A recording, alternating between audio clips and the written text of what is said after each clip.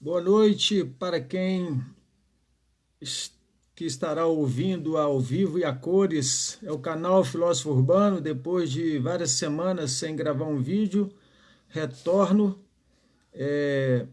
mais descansado. Depois do final do semestre, uma batalha vencida, graças a Deus. E agora é tentar arrumar recurso financeiro para pagar a matrícula, que é caríssimo. E nós queremos abordar nesta noite um tema que está em Efésios, capítulo 2, de 8 a 10, e o título é Vivendo na Graça de Deus. O versículo é muito conhecido, porque pela graça de Deus sois salvo por meio da fé, isso não vem de vós, é dom de Deus, não vem das obras para que ninguém se... Porque nós somos feitura sua, criados em Cristo Jesus, para as boas obras que Deus de antemão preparou para que andássemos nela. Vamos entender um pouco do significado da graça de Deus, a misericórdia de Deus, a maneira como Deus nos trata neste relacionamento que nós estabelecemos com Ele, a partir do momento em que nós somos de uma maneira tão tremenda, deslocado das trevas para a sua maravilhosa luz, segundo está lá em Efésios, se não me engano, 1,14, nós somos transportados, trasladados das trevas para o reino de luz do Filho do seu amor, do Filho de Deus. Nós vamos entender como que nós podemos ter uma vida que agrada a Deus nessa dependência, em que esta graça ela não pode se tornar lei sobre nós, muito pelo contrário, essa graça tem que abrir o nosso coração para que a gente continue sempre sendo um recipiente de Deus, para que Ele seja glorificado e que não haja em momento algum, em qualquer hipótese, mérito entendido da nossa parte. A vida cristã sob a graça de Deus é de inteira dependência do Senhor. Jesus, quando ele estava junto a seus discípulos, ele disse, sem mim nada podeis fazer. Está lá no Evangelho de João, capítulo 15, versículo 5. Viver na graça de Deus é permitir que Jesus realmente seja a videira e nós os ramos, na dependência. Assim como os ramos na videira, assim também, se nós não estivermos em Cristo, nada poderemos fazer e nem mesmo compreender esta maravilhosa graça dele. Jesus mesmo disse, sem mim nada podeis fazer, sem Jesus nada podemos fazer. Quando nós olhamos para o fruto de uma árvore ou de um ramo, ou seja, nós podemos perceber que eles estão conectados, o ramo está na árvore, por isso que é possível ter o fruto. Podemos ter certeza que o novo nascimento ele foi produzido por uma obra completa da parte de Deus em nossas vidas de maneira graciosa. Os ramos para produzirem também cumpriram de maneira natural, de uma maneira muito simples, a sua função, que é estar na videira.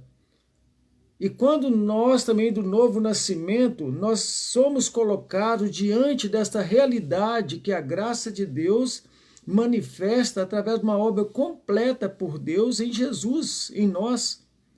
É quando Paulo escreve aos Efésios e diz aqui no versículo 8 que eu citei, porque pela graça sois salvos, por meio da fé. E isso não vem de vós, essa fé não vem de vós, é um dom de Deus. Ninguém se glorie, porque nós somos feituras sua, criados em Cristo Jesus para as boas obras, as quais Deus preparou para que andássemos nelas. O endereço é Efésios capítulo 2, de 8 a 10. Vamos compreender um pouco então da graça de Deus. Nós estamos vivendo em um mundo em que tudo tem seu preço. A troca, as conveniências, a coalizão, as conivências, elas têm seu custo, seu preço. Às vezes somos agraciados por alguns atendimentos, benesses, ou algumas boas obras da parte de alguém, mas fica aquele aquela interrogação, será que isso vai me custar alguma coisa, visto que nós não conseguimos imaginar algo que não nos custe nada, mas sempre pensamos que estamos numa relação comercial em que há um preço a ser pago. Mas quando nós estamos compreendendo a graça de Deus e que nós sabemos que nós temos que ter a visão correta da graça de Deus, o que vai acontecer? Se vivemos num mundo em que tudo tem seu preço, e até nós que temos a visão da graça de Deus, às vezes pensamos em também nos santificar para ganharmos a Deus por esta santificação. Aí é onde entra a distorção. É que ninguém se prive da graça de Deus e que nenhuma raiz de amargura brotando vos perturbe e impeça que Deus seja visto na sua vida. A graça de Deus permite que a vida dele esteja em você, mas você não vai conseguir a presença por mérito, mas pela graça de Deus. O santificar Deus na sua vida é fazer com que as pessoas vejam Deus na sua vida, porque Ele te agraciou com a presença dEle, que é a presença do Espírito Santo de Deus. Então aqui diz assim, nós precisamos entender de maneira correta. Às vezes pensamos em nos santificar para que desta maneira Deus esteja na posição de sensibilizar Deus a agir em nosso favor, a nos abençoar, crendo existir mérito em nós. Isso não pode passar pelo nosso coração. Nada há de bom em nós. Originalmente, o que temos para oferecer a Deus são os nossos pecados, e quando a Ele entregue, Ele nos perdoa e nos purifica, e nos abençoa por causa do seu perdão, da sua graça.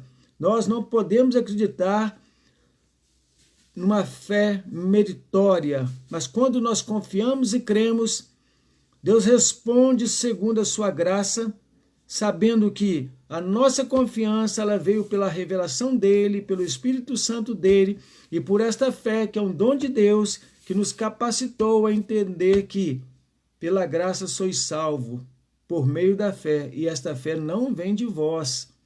Ela se desenvolve, ela pode ser, e ela deve ser cuidada, e você deve batalhar por ela, mas ela vem de Deus para você. Sem a revelação de Deus, o homem não conhece e não desfruta da graça maior que o nosso pecado, essa maravilhosa graça. Para sentirmos a profundidade da graça de Deus, é necessário que reconheçamos nossas misérias. Está lá em Tiago, capítulo 4, de 7 a 10. Nós temos que reconhecer a nossa inutilidade, nosso egoísmo, temos que gastar tempo com o Senhor, confessar essas desqualificações, essa condição nossa, chorai, lamentai, converta-se o vosso dai-vos debaixo da potente mão de Deus. É isso que devemos fazer, é confessar. Nós temos que compreender que a graça de Deus, ela superabunda em corações que se arrependem dos seus pecados, e não pela perfeição dessas pessoas, e por ela uma condição meritória dela. A graça de Deus nós podemos compreendê-la de modo muito simples. Vamos pensar juntos, sendo a minha mão direita a graça de Deus e a esquerda a misericórdia de Deus. Então vamos conhecer a graça de Deus. Atendemos para essa gloriosa. Graça é um favor, uma dádiva que recebemos imerecidamente. Ou seja, não há qualquer mérito para que a recebamos.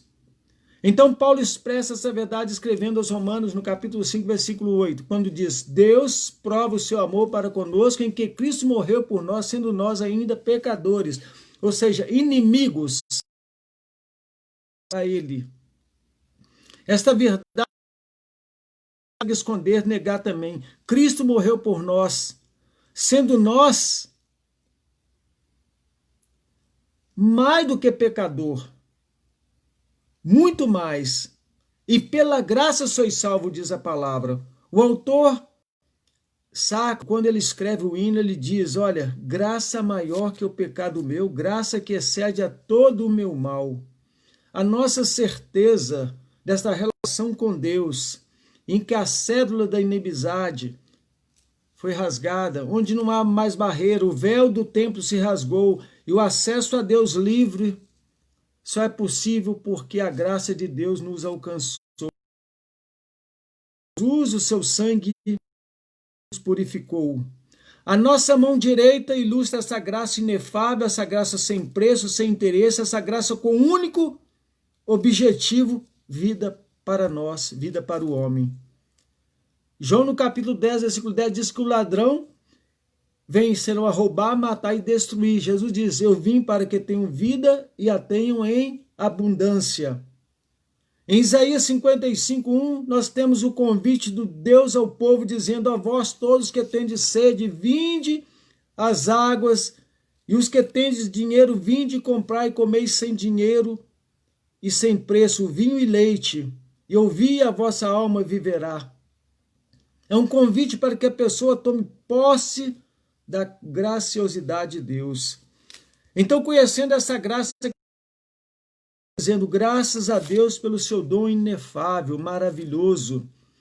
Essa graça, ela suplanta, ela ultrapassa a nossa limitação em perceber esse dom inefável de Deus. Quando Paulo estava numa situação em que ele se viu num relacionamento tão próximo de Deus, ele se colocou dizendo: é a oportunidade, eu vou pedir a Deus para que me tire esse espinho. E ele então clama a Deus, ele ora a Deus, e por 3 vezes ele pede, e ele ouve Deus dizendo: a minha graça te basta, porque o meu poder se aperfeiçoa em suas fraquezas. E ele disse então vou depender de Deus, vou me sentir fraco, eu quero viver nesta dependência. A graça de Deus representada pela mão direita é você recebendo graciosamente de Deus aquilo que você não merece, você recebe de maneira graciosa. E a misericórdia de Deus, são duas que andam de mãos dadas, a graça e a misericórdia. Se a graça ela estende cedendo a você o que você não merece, a misericórdia de Deus, representada pela mão esquerda aqui, retém a ira de Deus, temos pelos nossos pecados, o seu juízo. Então a graça libera, a misericórdia retém o juízo de Deus, de tal maneira que essas duas realidades na vida do Filho de Deus é que o fortalece para desafiadora caminhada rumo à eternidade, de maneira que a pessoa pode ter segurança da sua salvação, não por mérito pessoal, nem não por uma linha ascendente de santificação, que na verdade a sua santificação se processa de maneira muito mais intensa, porque quanto mais você se coloca num relacionamento com Deus, mais você percebe a quantidade e a qualidade do teu pecado. E essa necessidade está sempre dependendo e confessando a Deus. É o que Isaías fez lá, quando ele viu a glória de Deus, ele disse: ai de mim, porque eu sou um homem de lábios impuros. E você não só se percebe quando percebe essa proximidade com Deus, da sua natureza, sua condição, que você percebe o mundo, o povo. Ele não somente se identificou e disse: olha, vivo também no meio de um povo de impuros lábios, e meus olhos viram o Senhor dos exércitos. E a misericórdia de Deus então ali reteve a ira. E Deus agiu em favor de Isaías, porque ali houve uma pessoa que sentiu o peso dos seus pecados. Compreendendo então a misericórdia de Deus, companheiro inseparável da misericórdia. Através dessa mão esquerda nós podemos perceber que enquanto a graça libera, a misericórdia ela retém. Veremos que a misericórdia de Deus retém aquilo que merecemos como punição pelos nossos pecados. A graça e damos glórias a Deus.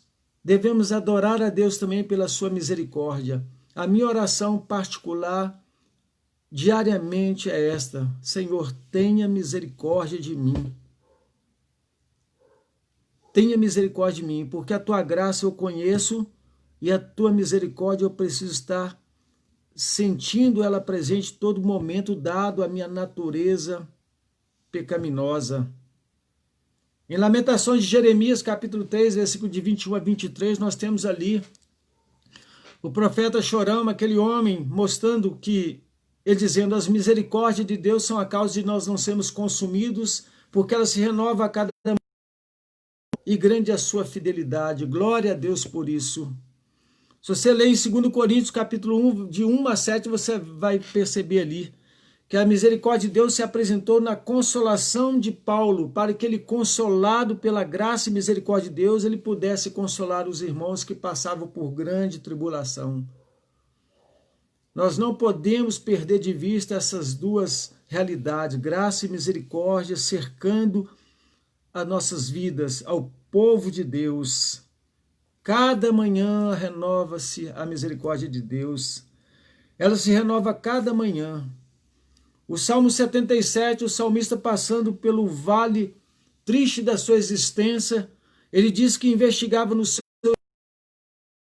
Deus e ele sentia a sua alma recusando o consolo de Deus. Ele lembrava-se de Deus, começava a gemer, então ele se perturbava e ele começou a pensar, esquecera-se Deus de ter misericórdia, encerrou-se ele ir a sua misericórdia. Ele diz, certamente que não, isso é pecado meu, certamente vou me lembrar das misericórdias e da graça de Deus que foi revelada na história do povo de Deus, que o salmista conhecia muito bem. Desde que nos tornamos propriedade exclusiva de Deus, devemos estar atentos a esta verdade. O que nos sustenta na nossa fé, no dia a dia, o que nos mantém é a graça e a misericórdia de Deus.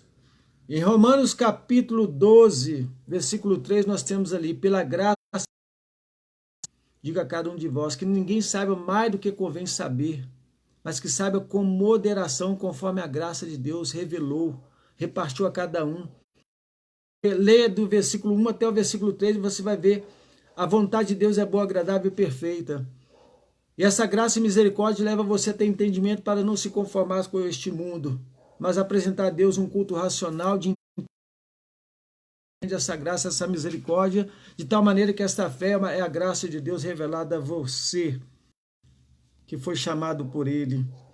Nós temos em 2 Tessalonicenses 3,2 falando que a fé não é de todos, que há homens ímpios, malignos, que às vezes até defendem a existência da fé, mas não são homens que realmente andam pela fé na graça e misericórdia de Deus. De maneira que, se somos salvos pela graça, a vida cristã vitoriosa também é pela graça de Deus. Porque é Ele que nos conduz em triunfo, segundo a própria palavra, em 2 Coríntios capítulo 2, do versículo 14 a 17, Ele que nos torna o bom perfume de Cristo. É Cristo em vós que é a esperança da glória. Paulo deixa bem claro isso. E quando nós entendemos essa graça, essa misericórdia de Deus, a cada momento ficamos surpreendidos diante desse Jesus que nós cremos, de tal maneira que a Bíblia nos fala que os próprios discípulos de Jesus, a cada momento, cria mais nele, dado as maravilhas que Jesus operava, porque estava ali um processo de uma revelação graciosa de Deus. Quando os discípulos viram Jesus ali caminhando sobre as águas, acalmando o mar, eles disseram, que homem é este que ordene o mar se acalma, que caminha sobre as águas? Então essa graça de Deus que nos dá essa capacidade de crer nessas coisas impossíveis de serem elaboradas racionalmente, mas que projeta para o nosso interior, para a nossa espiritualidade, para o nosso coração, para a nossa existência, essa confiança, essa dependência desse Jesus que tem poder de acalmar a tempestade, que na verdade nada mais simboliza do que um homem tão pequeno como eu, carregando a nobreza de uma fé que espera a volta do Salvador Jesus, de tal maneira que eu me encanto diante de tudo aquilo que Jesus pode fazer. Viver na graça é querer dar um presente a Deus, só que na hora exata lembramos que Ele tem tudo, Ele é Senhor de tudo. Ele não precisa de nada. Então nos prostramos diante dele e ofertamos a nossa vida e dizemos: Senhor, eis minha vida aqui, meus pecados juntos, me perdoa, me purifica. Viver na graça de Deus é colocar em evidências este compromisso relacional com Ele, de momento que nos momentos de luta e de tribulação, nós vamos confiar que Ele estará conosco, ainda que seja um vale da sombra da morte. O seu cajado, a sua vara há de nos consolar. Viver na graça de Deus é sempre estar atento, que a graça sempre libera para nós o fortalecimento para a caminhada rumo à eternidade. E a misericórdia de Deus nos mantém firme aqui, caminhando,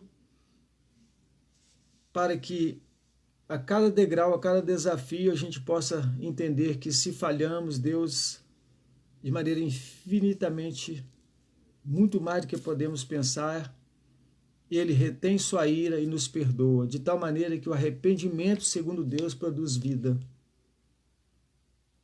E produz também tristeza, segundo Deus.